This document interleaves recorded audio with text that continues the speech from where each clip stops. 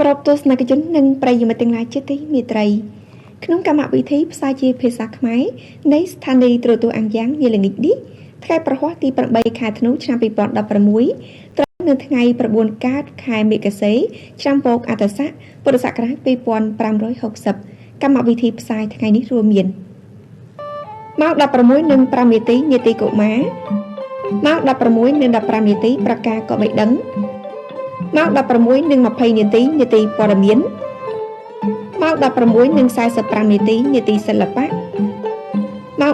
17ផ្សាយកម្មវិធី VTV5 ម៉ោង 18 នាទីជនបទអាំងយ៉ាងម៉ោង 18:15 នាទីនាទីភាពយន្តភាពបន្តភាពយន្តតែវ៉ាន់រឿងព្រះរស់ជីកុងលំដាប់តទៅនេះសូមអញ្ជើញទស្សនិកជននិងប្រិយមិត្តទស្សនាដូចតទៅ